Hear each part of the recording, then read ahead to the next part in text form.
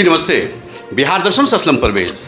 मैं आज एक ऐसे इंसान से रूबरू करा रहा हूँ जो भीम आर्मी से जुड़े हुए हैं। आज़ाद समाज पार्टी के प्रदेश अध्यक्ष हैं। मैं बात कर रहा हूँ जौहर आज़ाद की बात कर रहा हूँ। जौहर आज़ाद आप जान रहे हैं कि पूरे बिहार का भ्रमण कर रहे हैं और साइकिल से भ्रमण कर रहे हैं। साइकिल से भ्रमण करते हुए ये पैगाम दे रहे हैं कि भीम आर्मी या आज़ाद समाज पार्टी एक ऐसी पार्टी है जो साइकिल वालों के लिए यानी गरीबों के लिए है, गरीबों के लिए की आवाज़ है, गरीबों की पार्टी है। और यही कारण है कि गरीब वर्ग के लोग जो हैं वो आज़ाद समाज पार्टी या भीम आर्मी की ओर काफ़ी तेज़ी से बढ़े हैं। तो आइए मैं रूबरू करा रहा हूँ, चूँकि ये पूरे बिहार का भ्रमण करते हुए ये आज रोहतास ज़िला में आए हैं। मैं इनसे रोहतास ज़िला के सासाराम मुख्यालय में इनसे रूबरू आपसे करा रहा हूँ कि क्या इनका पर्पस है, क्या लक्ष्य है, क्या एम है, क्या सोच है, ये जौहर आज़ाद बताते नजर आएंगे। जौहर साहब, सबसे पहले बिहार दर्शन न्यूज़ में आपका स्वागत है।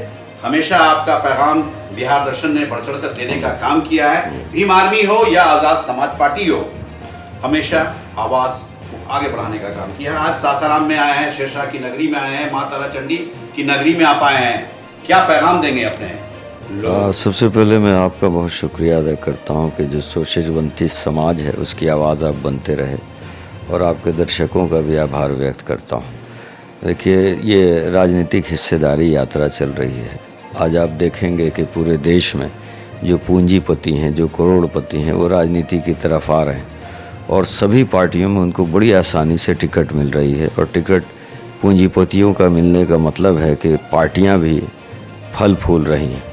ऐसे में जो बाबा साहब ने कहा था संविधान देते समय कि झोपड़े से अब शासक निकलेंगे, उस झोपड़े से अब शासक निकलेंगे, बिल्कुल, तो उसी को सत्य करने के लिए मान्यवर कांशी राम जी ने प्रचार प्रसार और यात्रा शुरू की थी। फिर हमारे राष्ट्रीय अध्यक्ष भाई चंद्रशेखर आज़ाद जी ने भी साइकिल से अपने समाज को जोड़ने का प्रयास किया था।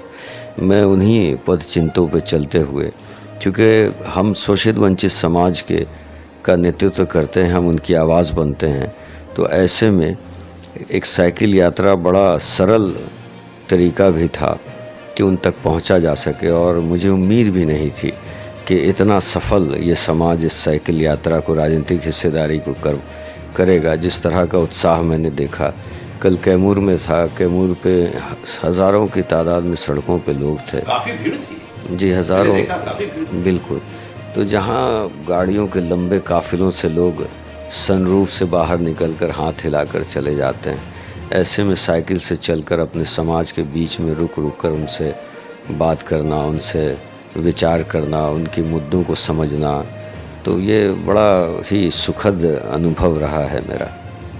अच्छा, एक चीज़ बताइए, कैसे ये आपके दिमाग में आया कि साइकिल से पूरे बिहार का भ्रमण किया जाए? जैसा आप बता रहे हैं कि कांशी राम भी साइकिल से भ्रमण किए, चंद्रशेखर आज़ाद भी साइकिल से भ्रमण किए, आप भी उन्हीं के रूप में, उन्हीं के नक्श कदम पे चलते हुए पूरे बिहार का भ्रमण करते हैं। तो एक सवाल ये है कि शुरुआत कहाँ से किया? चंपारण के ज़िला से हमने शुरुआत की।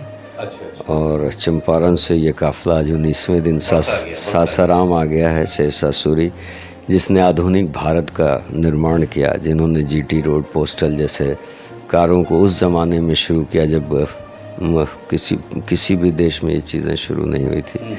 तो आज यहाँ पहुँचा हूँ, बड़ा उत्साहित हूँ। मुझे उम्मीद है कि सासाराम भी खुली बाहों से स्वागत करेगा। एक सवाल ये है कि जिस तरह से पूरे बिहार का भ्रमण कर रहे हैं, पश्चिमी चंपारण से आपने शुरुआत किया है, तो बीच में कोई कैसा लग रहा है आपको? लोगों से जो मिल रहे हैं, जो लोगों के पास जा लग रहा है? बहुत उत्साह, मैं इतना उत्साह देख रहा हूँ। अभी तो कैमूर में आदिवासी समाज की 2 से लगता है कि 5000 से कम महिलाएं नहीं होंगी आदिवासी समाज की, जो पहाड़ों से उतर कर आई सुनने के लिए। ये बेशक भाई चंद्रशेखर आज़ाद जी की मेहनत है और जो उन्होंने काम किया। कौन ऐसा तबका है जिसकी आवाज़ चंद्रशेखर आज़ाद जी नहीं बने? हम तो सिर्फ उनके कारवां को आगे बढ़ा रहे हैं, उनके संदेश को लेकर बिहार के लोगों के बीच में जा रहे हैं, बहुजन समाज के बीच में जा रहे हैं। और सबसे बड़ी एक चीज़ हमने देखी, जिस मुसलमान को लोगों ने कहा था कि राजनीतिक तौर पे बेड़ियों से बंधे हुए हैं, आज वो बेड़ियां भी टूटते हुए देख रहा हूँ। कल रामगढ़ विधानसभा में थे तो हज़ारों की तादाद में मुसलमानों ने भी स्वागत किया इस यात्रा का। तो मुझे उम्मीद है कि एक नया परिवर्तन होगा राजनीति में, जहाँ पूंजीपति लोग राजनीति से बाहर होंगे, जहाँ गरीब और झोपड़े के लोग विधायक बनेंगे, मंत्री बनेंगे, मुख्यमंत्री बनेंगे, और ये ही जीत हमारी सबसे बड़ी जीत होगी, लोकतंत्र की जीत होगी और संविधान की जीत होगी। देखिए, आज़ाद समाज पार्टी कांशीराम की आवाज़ आप जान रहे हैं कि पूरे देश में ही नहीं बल्कि विदेशों में उनकी आवाज़ गूंजती नज़र आ रही है, और इसलिए नज़र आ रही है कि गरीबों के मसीहा के रूप में वो जाने गए।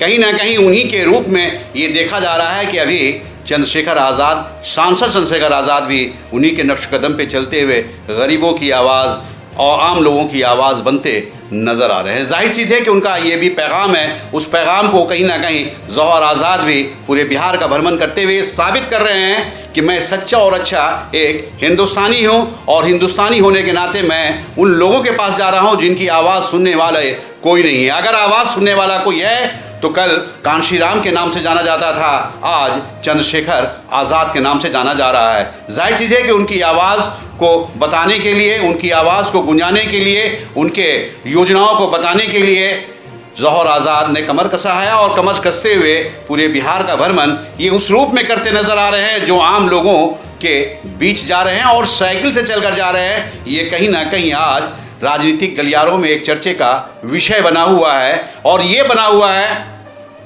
कि कल कांशीराम साइकिल से भ्रमण किए, उसके बाद उनके नक्श कदम पे चंद्रशेखर आज़ाद चलने का काम किए, और अब उस चीज़ को दोहराते हुए उनके ही नक्श कदम पे चलते हुए प्रदेश अध्यक्ष उस काम को करते नज़र आ रहे हैं। तो एक चीज़ ये बताइए कि ये चीज़ तो काफ़ी अच्छा पैगाम जा रहा है। मैं पटना में भी था, पटना के कई राजनीतिक गलियारों में ये चर्चा है कि जौहर आज़ाद निकल चुके हैं। काश ये पैगाम उन लोगों के बीच भी जाना चाहिए और साइकिल से भ्रमण करना चाहिए। जैसा आप बता रहे हैं कि उन लोग 4 पहिए की गाड़ी से चलते हैं, हाथ हिलाते बढ़ जाते हैं, आम लोगों के बीच जाते नहीं हैं। उन लोगों को क्या पैगाम देंगे?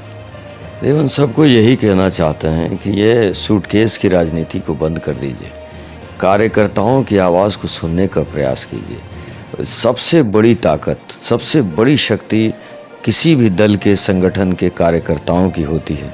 अगर इस स्टेज पे बैठे लोग अपने आप को इस घमंड में आ जाएं कि हम सबसे बड़े हो गए, तो उनको ये बता दूं कि स्टेज से नीचे बैठे लोग सबसे ज़्यादा शक्तिशाली हैं, और लोकतंत्र में का अवसर देने वाले भी वो लोग हैं।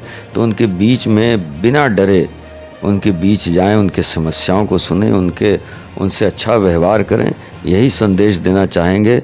और अपने बहुजन समाज को भी ये संदेश आपके माध्यम से देना चाहूँगा कि राजनीतिक परिवर्तन करते रहे, सत्ता बदलती रही, हालात नहीं बदले, बिहार नहीं बदला। ऐसे में शोषित वंचित समाज को सत्ता की बागडोर छीन लेनी चाहिए, और लोकतंत्र को और मजबूत करना चाहिए, संविधान को लागू करना चाहिए, और शोषित वंचित समाज की सेवा को, रोज़गार को बिहार में लाना चाहिए। आप बताइए कि 14 करोड़ की आबादी बिहार की, और 14 करोड़ रोज़मर्रा के सामान का इस्तेमाल करते हैं। बिहार में उन सामान में से कितना सामान है जो बिहार में बनता है, जिसका उत्पादन बिहार में होता है। हम गुजरात से, दिल्ली से, महाराष्ट्र से जो उत्पादन चीज़ें होती है वो मंगाकर यहाँ इस्तेमाल करते हैं। क्या मेरा युवा बिहार का, क्या छोटे छोटे उद्योग लगाकर क्या पूरे देश में वो अपने सामान नहीं पहुंचा सकते? किसी सरकार ने ध्यान नहीं दिया। आज़ाद समाज पार्टी कांशीराम सत्ता में अगर आती है, या अगर चाबी भी हमारे हाथ लगती है, तो प्राइवेट ठेकों में ठेकेदारी, बालू टेंडर में आरक्षण, प्राइवेट ठेकों में आरक्षण, ये लागू करेंगे, और छोटे छोटे उद्योग को बढ़ावा देकर जितने युवा साथी जो अपने घर को सूना करके दूसरे प्रदेश में जा रहे हैं और वहाँ भी अपमान सह रहे हैं, बिहारी के नाम पे, भाषा के नाम पे मारे जा रहे हैं, उन सब को लाएंगे। और ये आपके माध्यम से बता रहा हूँ कि जिस तरह उत्तर प्रदेश में हेलीकॉप्टर से फूल बरसाया गया, हम अपने बिहार के मज़दूरों को जब वापस लाएंगे तो हम भी हेलीकॉप्टर से उन पर फूल बरसाएंगे, और उनके रोज़गार के लिए पूरी तरह से चुस्त खड़े होकर उनका रोज़गार बिहार में ढूंढ कर निकालेंगे। अच्छा, एक सवाल ये है कि एक तरफ इंडिया गठबंधन है, एक तरफ एनडीए है, इन लोग कमर कसते हुए चुनावी दंगल में कूदना चाह रहे हैं। आप लोग किस रूप में इस दंगल को देख रहे हैं? चुनाव को किस रूप में देख रहे हैं? एक तरफ एनडीए जिसने दलित और मुसलमानों पे इतना जुल्म किया, रोज़ाना घटनाएं हुई। वैशाली में 90 घर की आबादी मुसलमानों की, वहाँ पुलिस ने तांडव किया और मुसलमानों के माँ बहनें बुज़ुर्ग सबको मारा, बुरी तरीके से मारा। डर का माहौल था। दलित का तो पूछिए मत, कोई ऐसा दिन नहीं जब घटनाएं बलात्कार और हत्या की नहीं है। अब आते हैं इंडिया अलायंस। युवराजों के गठबंधन से दलित, पिछड़े, अति पिछड़े मुसलमान प्रभावित नहीं होंगे। उन ज़मीन से जुड़े लोगों से ही वो प्रभावित होंगे, जो उनके मुद्दे उठाएंगे उनसे वो प्रभावित होंगे। और ऐसी एक भी पार्टी इंडिया अलायंस में नहीं दिखेगी जो शोषित वंचित समाज से डायरेक्ट संवाद करने वाली हो। और मैं आपके माध्यम से ये आज आगाह कर रहा हूँ इंडिया अलायंस को कि दलित समाज का बड़ा हिस्सा वोट उनको नहीं करने जा रहा है। ऐसे में मजबूरन मुझे लगता है कि भाजपा को कुछ फ़ायदा पहुंचेगा, जिसे हम रोकने का पूरा प्रयास कर रहे हैं।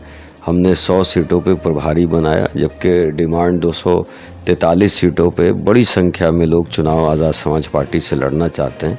फिर भी चूँकि भाजपा को हराना है, इंडिया अलायंस को रोकना है जो संविधान विरोधी है, इसलिए हमने 100 सीट पे तैयारी की है। और इंडिया अलायंस को आज भी आगाह करते हैं कि दलित समाज और मुस्लिम समाज का बड़ा तबका उनसे नाराज़ है और इस नाराज़गी को दूर करने के लिए उन्हें संवाद करना चाहिए। ऐसे दलों से जुड़ना चाहिए जो उनके बीच जा रहे हैं, उनसे संवाद कर रहे हैं, उनसे जुड़े हैं, उनके मसलों पर लड़ रहे हैं, एक दशक से सड़कों पर आवाज़ उठा रहे हैं। और आज भाई चंद्रशेखर आज़ाद जी सदन में आप देखें कि सबसे मजबूत आवाज़ हैं देश की बहुजनों की। अच्छा, एक सवाल ये है कि क्या तीसरा मोर्चा भी बनेगा क्या? बन सकता है।